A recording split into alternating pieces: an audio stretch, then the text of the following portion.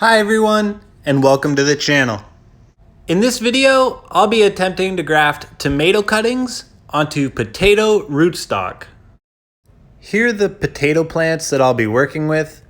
I've been waiting for them to grow to a spot where the stem was equal in size to the tomato I would be taking cuttings from. To start, I'm removing all of the leaves from this stem. Next, I can cut the top off of this stem and get ready to create my incision down the middle of the stem where I will insert my tomato plant.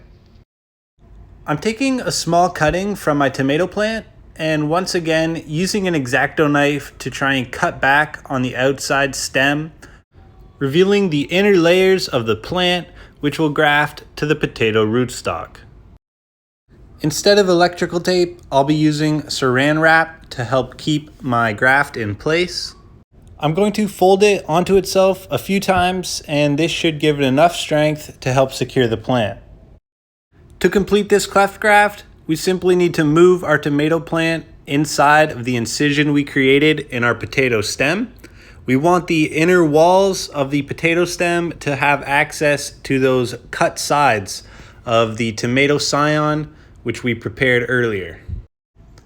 From here, I'm going to wrap the stem of this plant with the saran wrap to help give it some support and keep the tomato in place.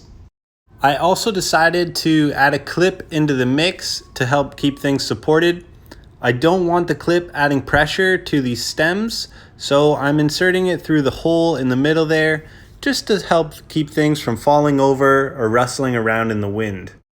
Now that we're all set up, I'm moving this into our small greenhouse situation where hopefully the humidity will stay high and it will help this graft to take hold. Checking in on day 2, this plant does not look good at all. It seems to have dried out and never really rebounded. The plant we had last time would rehydrate itself throughout the night. That doesn't seem to be the case here, as this tomato scion looks completely dead. I wanted to give this one more try, and this time I was going to attempt a different grafting method. I'm going to be trying the whip and tongue technique, whereby you cut the bottom of your stem at a 45-degree angle and then cut an incision that separates the stem in half. This is going to allow the plant to interlock with the rootstock and should help provide a more stable connection, which hopefully will graft successfully. I'm going to try and put this scion into the side of my potato stem here. I'm going to remove this leaf and cut away a small bit of the outside stem, revealing those inner layers. Next, I'll be creating an incision down and into the potato stem. The stem of the tomato plant and the tongue will slide in there, providing that extra support and connection between the two plants. Once again, I'll be using saran wrap to help hold these plants together and in place and help to secure that graft. With our graft in place, it's back into the healing chamber. We're back again here, it's 2 days later, and we're going to check in on the status of this plant. Unfortunately, this plant seems to have died as well.